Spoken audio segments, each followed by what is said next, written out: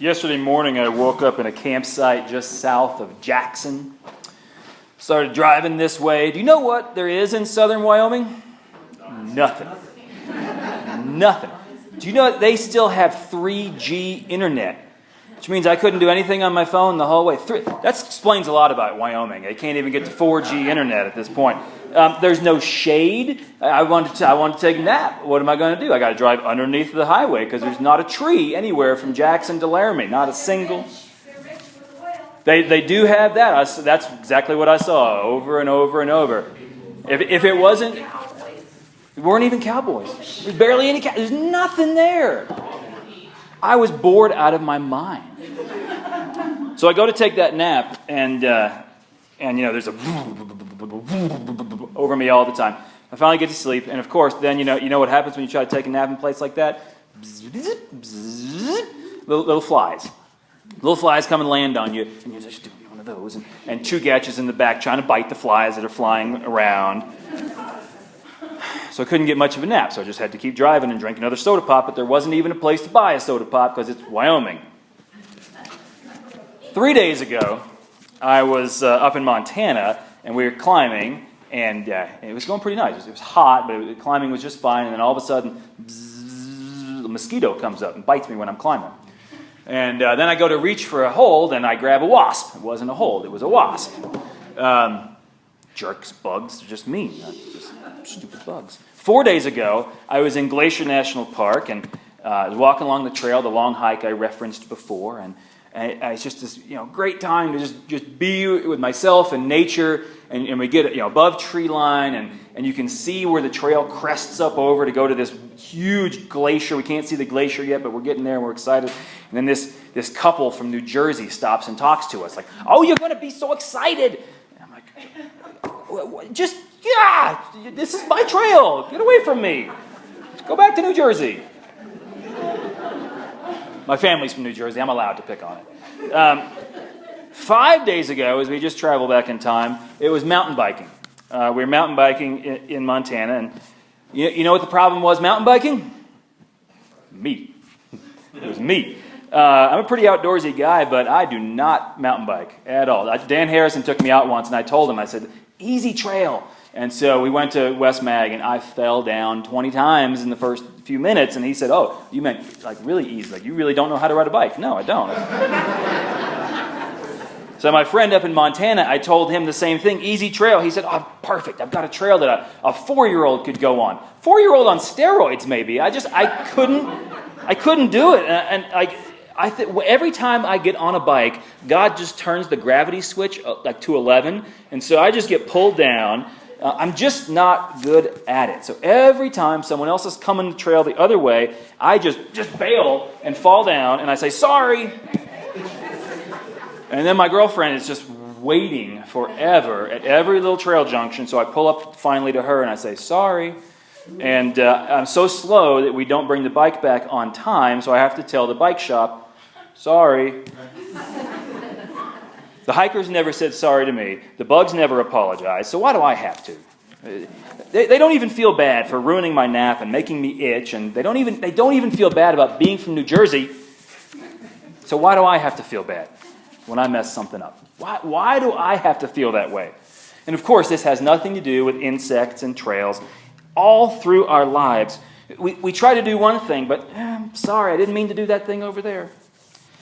And yet we do that, and other people, they hurt us. Do they come back and say anything? Do they even care about what they did? Now, we could follow them. We just follow them and tell them what they did wrong, and you could demand an apology, but that's not much different than swatting at flies, is it? They just, most of the time, you get angry and they keep buzzing. Most of the time, we don't have any control over the things that people do to us. And we're better off, most of the time, just trying to let it go. Even if we do need to, if something's big enough, we need to address it. In the long run, most of the time, we're better off just forgiving. Or even if just forgiving isn't the best word. Sometimes forgiving takes a lot of work. But still, general rule, someone hurts you, and you have 3 good choices. Let it go, forgive them, or at least work toward forgiveness. Either that, or it's going to gnaw at you. like a mosquito in your ear, like an itch. You can't get rid of it. It's going to get heavier. When we have been wronged, it's going to get harder to forget. And the worst is that when we hold on to that pain, there is this tendency for us to translate that into lashing out toward others. They hurt us, so we're likely to hurt someone else. And so we should deal with that as best we can now, because it's a short walk until we're the ones apologizing to someone else. Most of the time, when someone hurts us, the best path forward is to find a way to move forward. Not forget things, because you can't change your past, but your past can change you for the better. So most of the time, wash our hands and we move on as best we can. Which is hard. A lot harder to do than just to say. But you know what's even harder than that? What about when we do the hurting? What about when we are the ones in people's way? We mess up their lives when it is our fault. That's even harder to deal with, because there's two steps in that process. First, let me tell you what the first step is. I'm sorry. It's my fault. It's my fault. How much wood could a woodchuck chuck if a woodchuck could chuck a wood? A woodchuck could chuck a woodchuck could chuck if a woodchuck could chuck wood. See, I can say that all day long.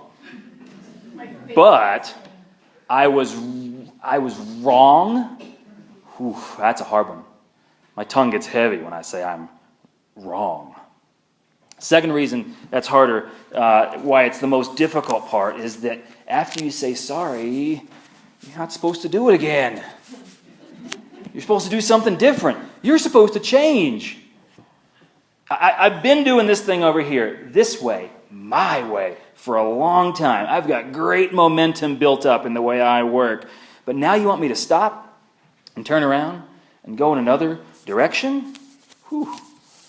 I'll try that tomorrow. I can try that tomorrow. And then you try it tomorrow. And I've done a pretty good job for a day or two, and then when it goes wrong, well, it wasn't my fault. It wasn't my fault. She said that. He was driving like that. I just needed one more of those to get me through. So sorry. I'll try again. Whatever you believe about God or Jesus or Bible or church, whatever you believe about that, you have to relate to the words that Wes read, or the sentiment. There's funky words, funky tongue twister. I try to do what I want, but I do the very thing I do not want. It hits home for me. I try to control things. I try to control my anger. We try to control our drinking. We try to control our gossip. We try to just fill in the blank, but it's like every time we try, there's like a switch in the world where moral gravity pulls us down, knocks us down, holds us back. I try to speak with compassion. I try to give my full attention to the people I love. I try to do all sorts of things, good things, to improve myself, to fix the world. But I'm just not good enough. Not good enough to fix everything. You know what? You're right. We aren't good enough. We are not good enough to live perfectly. And there is something pulling at us. And this is where we move from the obvious fact that we can't do everything we want to do to the point of faith and hope that you don't have to do it all alone. The good news that you can be freed from that guilt. Here's how I understand that. Back to bicycles. I learned to ride a bicycle about 7 years ago, which was funny to watch an adult teach an adult how to ride a bicycle. There was lots of laughs and me falling, and I just couldn't go straight. But many of you have taught children to ride a bicycle. Did y'all teach him to ride a bike? Yeah, you did? So a lot of parents have this experience. Many of you have the experience. You get a little instruction. You hold on to the back for a while. They learn to pedal, and eventually, they're kind of up on their own. They have some momentum. You push them. They go for a couple seconds, and then they fall down and cry. Is that how it works? Some of us remember falling down and crying. Now, how many parents in here, you come up to your kid who's just fallen down the first time you've let them go, and you say, "You are the worst bike rider ever. Why can't you balance? You're just never going to be good at this." No. Good parenting, you say, "Oh, you were almost there. So close. Let me help you again until you get it. This is hard. I know it's hard. Let's try this thing together." And when you are living your life and everything just falls apart, it doesn't matter if it's your fault, it doesn't matter if it's someone else's fault. when you end up with skinned knees and broken hearts and tears, and you just want to give up because you aren't good enough and something is always pulling you down? Do you think God comes and piles on threats and guilt and abandonment and condemnation? Or do you think God comes and says, "You're almost there. Let me help you up again. Let's do this together"? When we pray to God that we are sorry, it is an invitation for God to cleanse us. Whose was this one? Who had no sins to worry about? It's an invitation for God to do something in our life to say that our past cannot define us.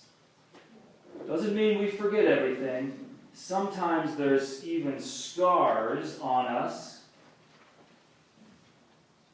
Sometimes there's even scars that stick with us for a long time. But God keeps working on us. God keeps cleansing us, giving us a new direction, a new path, a new purpose.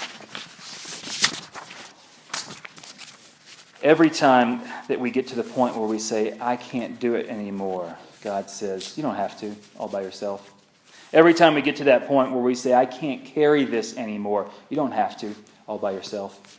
Every time we get to the point where I can't pick up the pieces of my life, you don't have to. We can do this together. And here's the kicker. We can say it with words, with thoughts, with prayers, but once in a while we get the chance to perform something about sorry and perform something about forgiveness. When we come to this table, we step into the drama of a story about the lengths God will go to convince us of our own forgiveness and grace. There's nothing magic about this table. There's nothing that says some people can come here and others can't.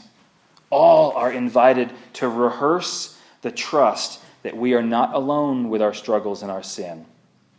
All are invited to bring ourselves to God and to taste that freedom. Let us pray. The Lord be with you. We lift up our hearts. Let us give thanks to the Lord our God. God of grace, we set before you all of ourselves, the lesser angels we are, the very human beings we are, the beauty we create, the pains we cause, the joy we feel, the struggles inside. We bring it all before you because we know that you are the one who can carry it all and set us back on that path of purpose. May this celebration be a marker and a reminder to the lengths you go to make us whole. Amen.